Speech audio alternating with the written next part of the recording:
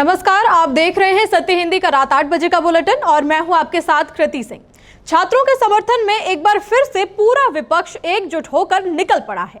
इस बीच उत्तराखंड में 2 paper leak हो गए। वहीं सीजेपी ने कल शुक्रवार को देश भर में देशव्यापी आंदोलन की अपील कर दी है।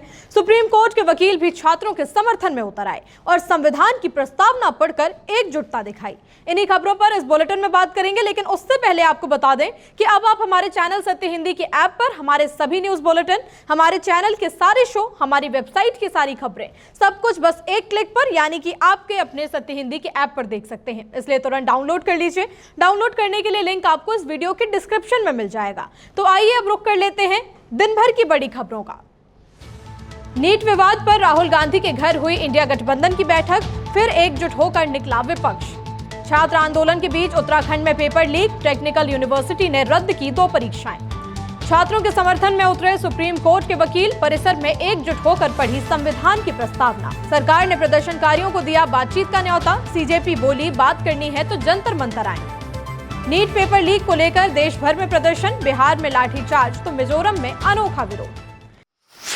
छात्रों के समर्थन में नेता प्रतिपक्ष राहुल गांधी के आवास पर इंडिया गठबंधन के नेताओं की बड़ी बैठक हुई। बैठक के बाद राहुल ने एक्स पर पोस्ट कर लिखा कि अभी इंडिया गठबंधन के सांसद और नेता शांतिपूर्ण तरीके से 30 जनवरी मार्ग पर गांधी स्मृति जा रहे हैं। हम उन छात्रों को याद करने जा रहे हैं जिन्हें हमने खो दिया है, वे बच्चे जिन्हें नीट पेपर लीक के बाद अपनी जान देने के लिए मजबूर होना पड़ा, और हम उन छात्रों के साथ खड़े होने जा रहे हैं जो आज घायल हैं, जिन्हें न्याय और जवाबदेही की शांतिपूर्ण मांग करने पर पीटा गया है। भारत के छात्र अकेले नहीं हैं, पूरा विपक्ष उनके और उनकी मांगों के साथ खड़ा हुआ है। इसके बाद राहुल समेत सभी विपक्षी नेता बस में बैठकर गांधी स्मृति की ओर रवाना हुए, लेकिन राहुल ने आरोप लगाया कि हमें गांधी स्मृति तक जाने से रोका जा रहा है और हमें आगे बढ़ने नहीं दिया जा रहा।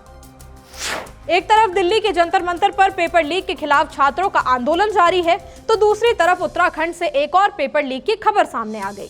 देहरादून स्थित उत्तराखंड टेक्निकल यूनिवर्सिटी में इंजीनियरिंग के 2 पेपर कथित तौर पर लीक होने के बाद हड़कंप मच गया।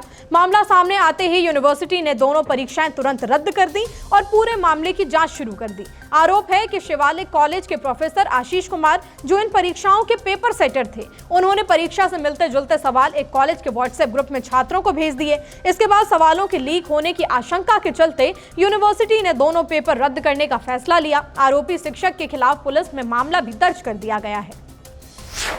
नीट पेपर लीक को लेकर चल रहा आंदोलन अब और बड़ा होने जा रहा है। कॉकरोच जनता पार्टी ने 24 जुलाई को देश भर में बड़े प्रदर्शन का ऐलान किया है। संगठन का कहना है कि ये प्रदर्शन सिर्फ पेपर लीक के खिलाफ नहीं, बल्कि देश भर में प्रदर्शन कर रहे छात्रों पर हुई पुलिस कार्रवाई के विरोध में भी होगा। सीजेपी ने सभी छात्र संगठनों और सामाजिक संगठनों से अपने अपने शहरों में एकजुट होकर प्रदर्शन करने की अपील की है। संगठन की ओर से जारी पोस्टर में साफ कहा गया कि प्रदर्शन के दौरान छात्रों की मांगें सार्वजनिक रूप से पढ़ी जाएंगी और पुलिस कार्रवाई का सामना करने वाले छात्रों के साथ एकजुटता दिखाई जाएगी। पार्टी की अपील है कि गांव शहर की गली गली से छात्र सड़क पर उतरें और पुलिस कार्रवाई और पेपर लीक के खिलाफ प्रदर्शन करें। पेपर लीक पर एमएनएस प्रमुख राज ठाकरे और शिवसेना यूबीटी प्रमुख उद्धव ठाकरे ने संयुक्त प्रेस कॉन्फ्रेंस कर केंद्र सरकार पर तीखा हमला बोला। दोनों नेताओं ने कहा कि छात्रों का गुस्सा जायज है और अब सरकार को जवाब देना ही पड़ेगा। राज ठाकरे ने कहा कि आज देश के युवाओं पर इतना दबाव है कि उनका भविष्य दांव पर लग गया है। उन्होंने 26/11 मुंबई हमले का जिक्र करते हुए कहा कि उस समय जवाबदेही तय हुई थी और गृह मंत्री को पद छोड़ना पड़ा था। आज छात्र भी सिर्फ यही मांग रहे हैं कि शिक्षा मंत्री धर्मेंद्र प्रधान अपने पद से इस्तीफा दे दें। राज ठाकरे ने प्रधानमंत्री नरेंद्र मोदी पर भी निशाना साधा। उन्होंने कहा कि अब सिर्फ ट्वीट करने से काम नहीं चलेगा। अगर सरकार सच में छात्रों की चिंता करती है तो प्रधानमंत्री को खुद छात्रों से मिलकर उनकी बात सुननी चाहिए। दोनों नेताओं ने 26 जुलाई को मुंबई में शिवाजी पार्क से सिद्धि विनायक मंदिर तक बड़े शक्ति प्रदर्शन का भी ऐलान किया है। उनका कहना है कि ये किसी राजनीतिक दल का कार्यक्रम नहीं होगा। इस मार्च में सिर्फ तिरंगा दिखाई देगा, किसी भी पार्टी का झंडा नहीं होगा। ठाकरे बंधुओं ने लोगों से बड़ी संख्या में इस प्रदर्शन में शामिल होने की अपील की। सुप्रीम कोर्ट और दिल्ली हाई कोर्ट के वकील आज प्रदर्शन कर रहे छात्रों के समर्थन में उतरे।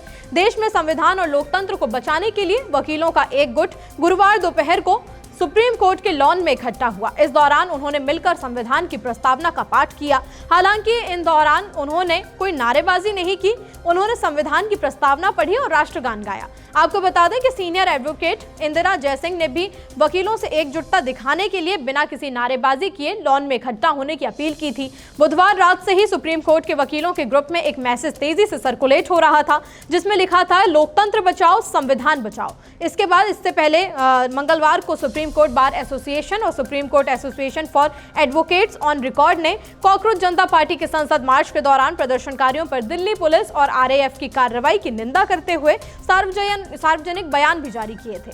इसके अलावा supreme court bar association, supreme court advocates on record association और करीब 650 वकीलों के एक समूह ने अलग अलग बयान जारी कर छात्रों पर हुई पुलिस कार्रवाई की आलोचना की है। वकीलों ने मामले की स्वतंत्र और निष्पक्ष जांच की मांग भी की है और कहा है कि अगर कार्रवाई नहीं हुई तो हम खुद से एक्शन लेंगे।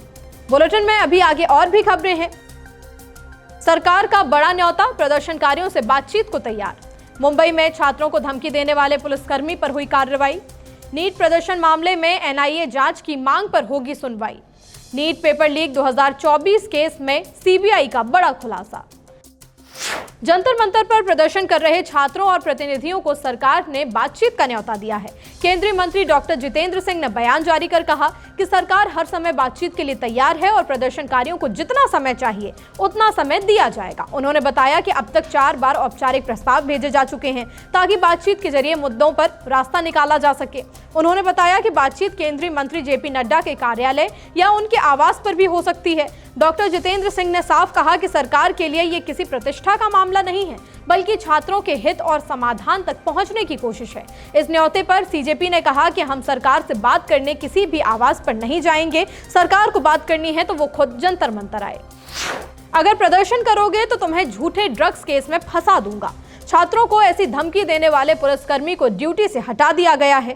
दरअसल नीट पेपर लीक मामले को लेकर मुंबई में भी छात्रों का विरोध प्रदर्शन जारी है। इस बीच एक वीडियो वायरल हुआ जिसमें एक पुलिसकर्मी पर प्रदर्शन कर रहे छात्रों को कथित तौर पर झूठे ड्रग्स केस में फंसाने की धमकी देने का आरोप लगाया जा रहा है। सोशल मीडिया पर वायरल हुए इस वीडियो को मुंबई कांग्रेस ने भी अपने आधिकारिक सोशल मीडिया अकाउंट से शेयर किया और पुलिस कार्रवाई पर सवाल उठाए हैं। हालांकि वीडियो में कही गई बातों की पूरी तरह पुष्टि जांच के बाद ही हो पाएगी, लेकिन मामला सामने आने के बाद मुंबई पुलिस ने तुरंत कार्रवाई की। पुलिस ने संबंधित ड्राइवर को जांच पूरी होने तक उसकी मौजूदा ड्यूटी से हटा दिया है। साथ ही पूरे मामले की जांच के आदेश भी दे दिए गए हैं। मुंबई पुलिस का कहना है कि जांच के दौरान सामने आने वाले तथ्यों के आधार पर आगे की कार्रवाई की जाएगी। सिर्फ दिल्ली या महाराष्ट्र में नहीं बल्कि लगभग पूरे देश में पेपर लीक के खिलाफ प्रदर्शन जारी है। बिहार में भी छात्रों का गुस्सा लगातार बढ़ता जा रहा है। राजधानी पटना में बुधवार को हुए जोरदार प्रदर्शन के बाद गुरुवार को राज्य के कई जिलों में छात्र सड़कों पर उतर आए। पटना में फिलहाल तो माहौल शांत है, लेकिन बेगूसराय, कटिहार, नालंदा, शेखपुरा और मुंगेर में कई विरोध प्रदर्शन जारी है। वहीं मिजोरम में सामने आई छात्र प्रदर्शन की तस्वीरों ने विरोध का एक अलग ही अंदाज दिखाया। सैकड़ों छात्र सड़कों पर उतरे, लेकिन इस प्रदर्शन में ना तो कोई तोड़फोड़ दिखी और ना ही कोई नारेबाजी देखी गई।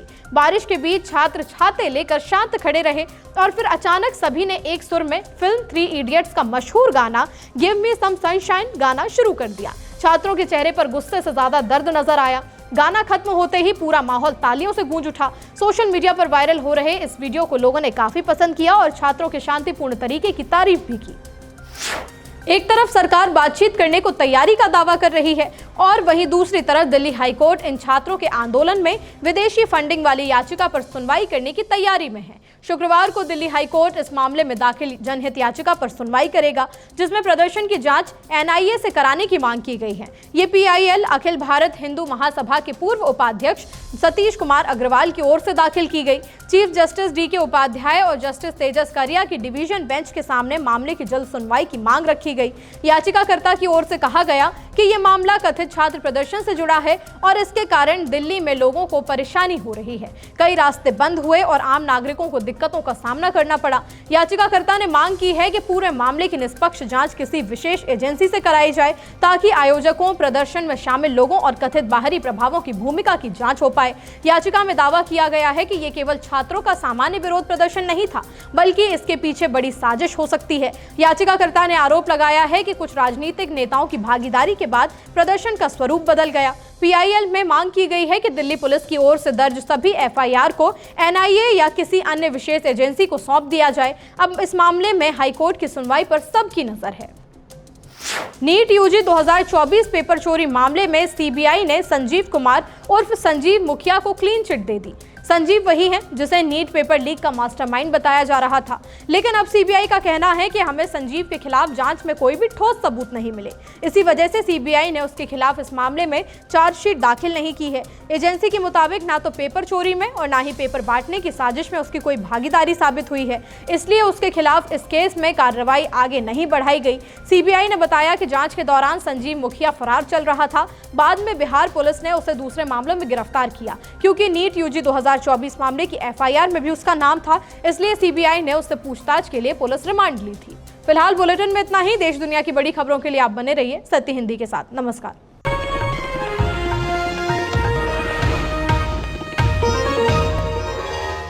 Copyright disclaimer under Section 107 of the Copyright Act 1976. Allowance is made for fair use for purposes such as criticism, comment, news reporting, scholarship, and research. Fair use is a use permitted by copyright statute that might otherwise be infringing.